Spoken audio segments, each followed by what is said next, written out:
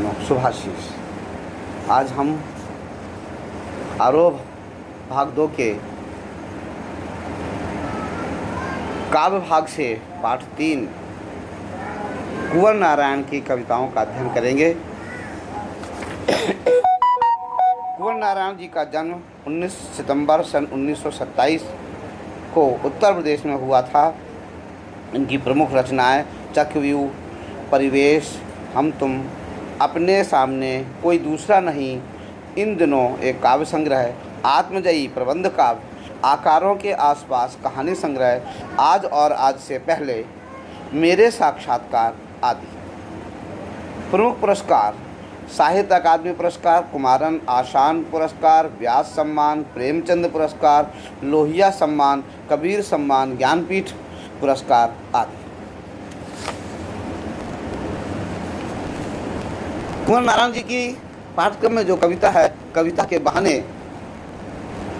इस कविता के माध्यम से कवि कहना चाहता है कि कविता के बहाने अर्थात कि कविता एक यात्रा है जो चिड़िया फूल से लेकर बच्चों तक की एक यात्रा है। एक ओर प्रकृति है, दूसरे ओर भविष्य की ओर कदम बढ़ाता बच्चा है। कहने की आवश्यकता नहीं कि चिड़िया की उड़ान की सीमा है, फूलों के खिलने के साथ उसकी परिणति निश्चित है, मुरझाना, लेकिन बच्चे के सपने असीमित हैं। बच्चों के खेल में किसी प्रकार की सीमा का कोई स्थान नहीं है। कविता भी शब्दों का खेल है और शब्दों के इस खेल में जड़, चेतन, अतीत, वर्तमान और भविष्य सभी उपकरण मात्र हैं। इसीलिए जहाँ कहीं रचनात्मक ऊर्जा होगी वहाँ सीमाओं के बंधन खुद ब खुद टूट जाते हैं। वो चाहे घर की सीमा हो, भाषा की सीमा हो या फिर समय की सीमा ही क्यों ना हो। अर्थात कविता किसी सीमा में बंधी नहीं होती है, वह उन्मुक्त भावों की अभिव्यक्ति है। कविता क्या है, इस विषय पर थोड़ा सा चिंतन कर लेते हैं, विचार कर लेते हैं। कविता केवल रसात्मक या कर्णप्रिय अभिव्यक्ति नहीं है, बल्कि कविता वह है जो श्रवण रंध्रों से प्रविष्ट करती हुई हृदय को आंदोलित करे। जिस भाव की कविता हो उस भाव को जागृत करे।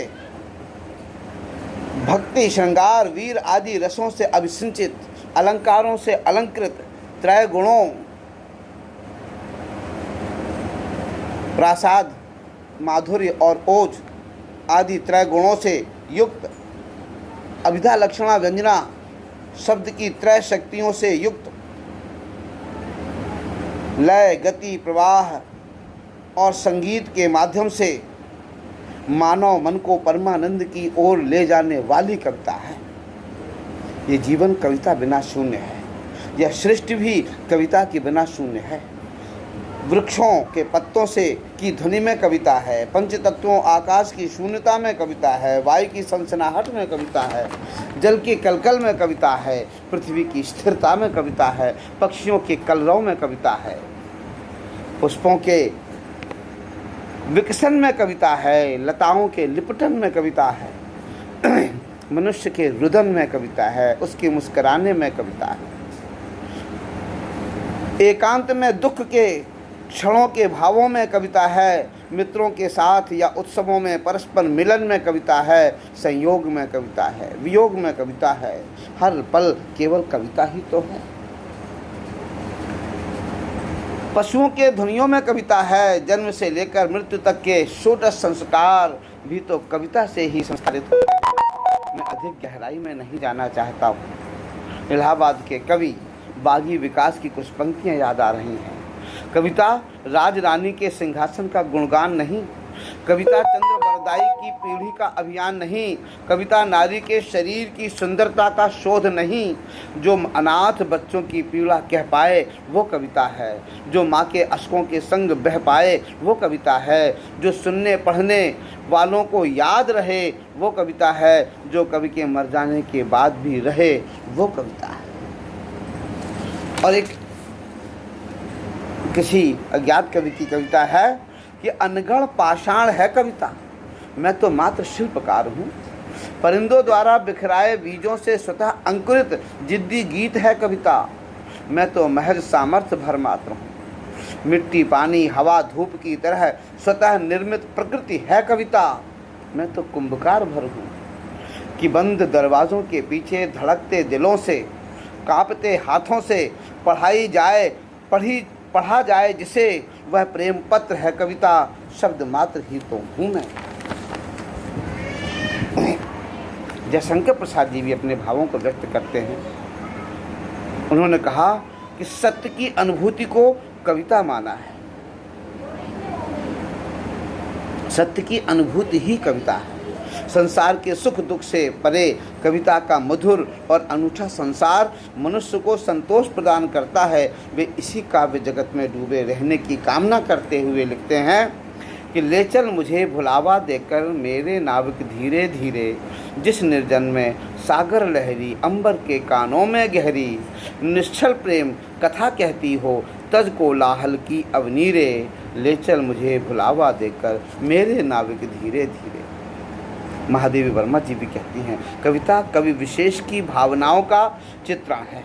वास्तव में कवि की प्रतिभा यत्र तत्र बिखरे सौंदर्य को संकलित करके एक नई आनंदमयी सृष्टि की रचना करती है। हर युग में कवि अपनी कविता के माध्यम से युग सत्य का दर्शन कराता है। कविता में सत्यम शिवम सुंदरम की ऐसी रसधारा प्रवाहित होती है कि जो सबको एक समान आनंद प्रदान करती है।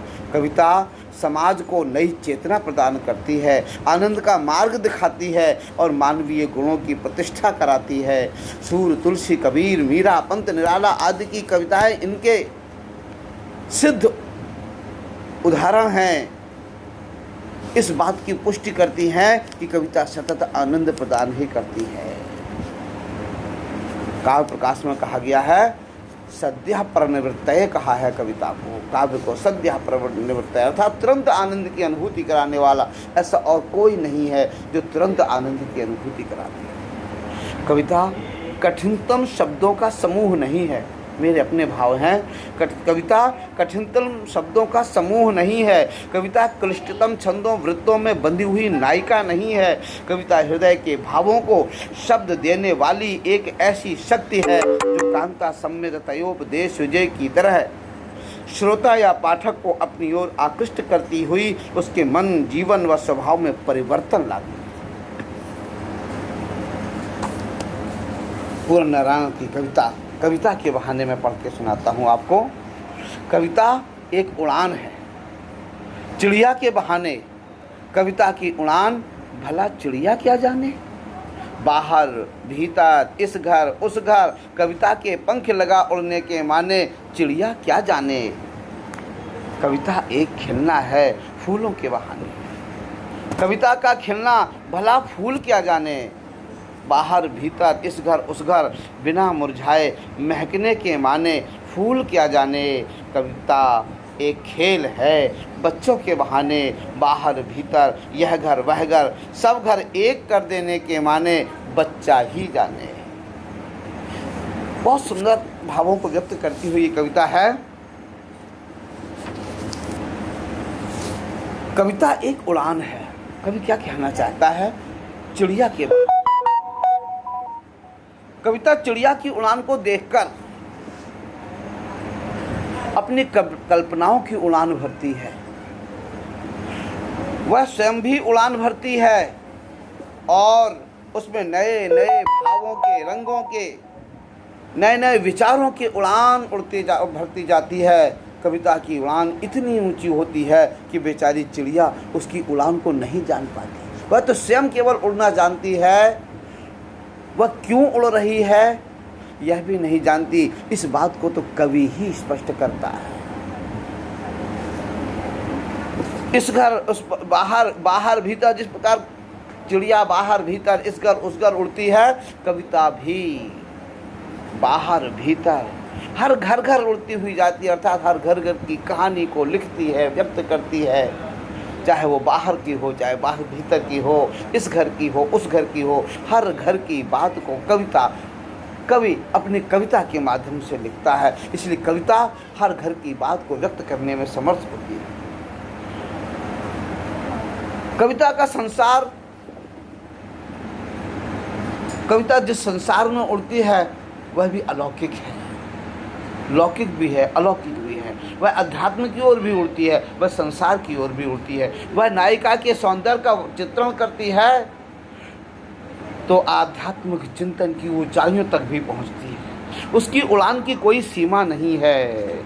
कविता के पंख लगा उड़ने के माने चिड़िया क्या जाने। कविता की उस उड़ान को चिड़िया कैसे पहचान सकती है, क्योंकि कविता, चिड़िया की उड़ान तो सीमित है, प्रकृति तो सीमित है, लेकिन कविता की उड़ान की कोई सीमा ही नहीं है। वह चिड़िया की समझ से परे है। आशा यह है कि प्रकृति ससीमित है, ससीम है अर्थात सीमित है, लेकिन कविता का क्षेत्र अनंत है। जैसे हरि अनंत, हरि कथा अनंत है, ठीक ऐसे ही कविता भी अनंत है। कविता एक खिलना है फूलों के बहाने।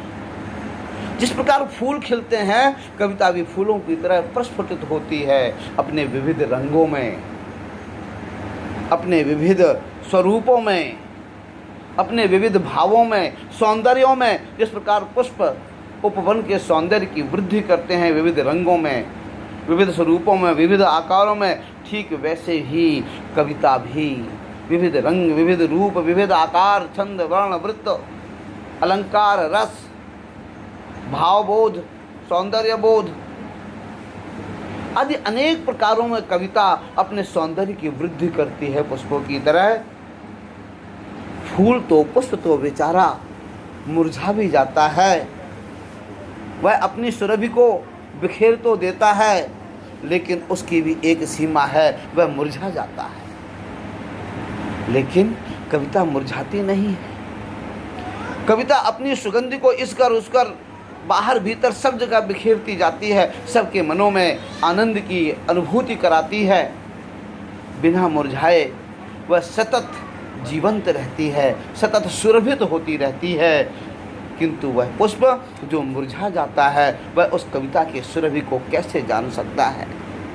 वह पुष्प, वह सुमन कैसे कविता की उस अनंत असीमित सुरभि को पहचान सकता है? अर्थात नहीं पहचान सकता। कविता एक खेल है, बच्चों के बहाने बाहर भीतर। कविता भी जिस प्रकार बच्चों का खेल होता है, ठीक वैसे ही कविता भी एक खेल है, शब्दों का खेल, भावों का खेल, विचारों का खेल।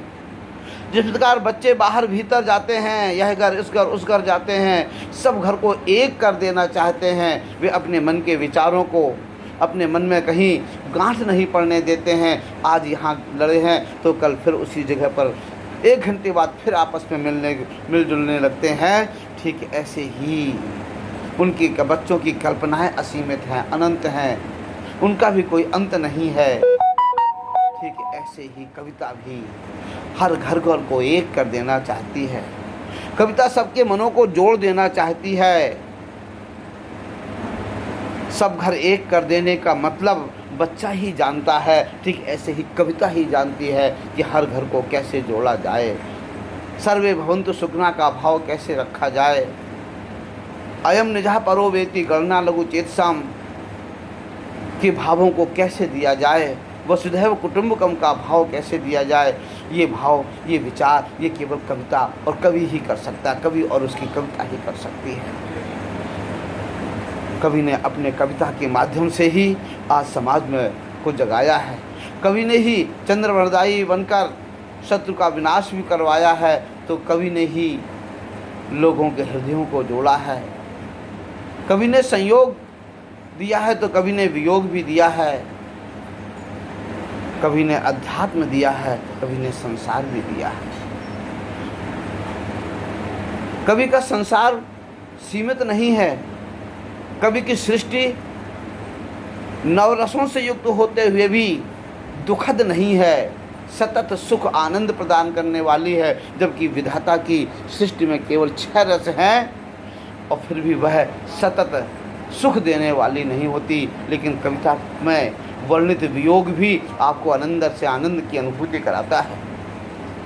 कविता में वर्णित विभत्स रस भी आपको उसके वर्णन का आनंद की अनुभूति कराता है। कविता में वर्णित शोक वर्णन भी उसका वर्णन का आनंद आपको अंदर भर देता है। आपको लगता है आपके अश्रु प्रवाहित होने लगते हैं जब किसी शोक का कुल चित्रण होता है। कवि के माध्यम से आपके अंदर ओज भर आता है। जब किसी ओजमय कविता को सुनते हैं आप वैराग्य को प्राप्त हो जाते हैं। जब आप कबीर की वैराग्यमयी साखियों को पढ़ते हैं, जब आप किसी गीता के वैराग्य का वर्णन पढ़ते हैं तो आपके मन में वैराग्य उत्पन्न हो जाता है। जब मीरा की अनन्य भक्ति को पढ़ते हैं तो आपका मन भक्ति के आनंद में सराबोर हो जाता है। जब तुलसी के विनय को पढ़ते हैं तो आपका हृदय, आपका कंठ अवरुद्ध हो जाता है, आपके आंखों से भी अश्रु प्रवाहित होने लगते हैं। अर्थात कविता ही ऐसी है जो समाज में परिवर्तन ला सकती है। कविता के बहाने कवि यही कहना चाहता है कि समाज में कविता का कभी अस्तित्व लुप्त नहीं हो सकता। कविता ही है, चाहे वो चिड़ियों की उड़ान के रूप में हो, चाहे फूलों के विकसन में, खिलन में, मुस्कुराहट में हो, चाहे बच्चों की किरणाओं में हो। बच्चों की किरणाओं की तरह ही तो उसके शब्दों का खेल है। वह शब्दों के खेल के माध्यम से ही तो समाज को जोड़ लेना चाहता है, वह समाज को एक कर देना चाहता है, वह समाज में नए विचारों को जन्म दे देना चाहता है। हर युग के परिवर्तन में कवि ने ही समाज को साहित्य दिया है, परिवर्तन दिया है, दिशा दी है। इस तरह से यह कविता के बहाने कविता का भाव पूर्ण हुआ। हरि ओम, नारायण नारायण। आपको पुनः आशीर्वाद।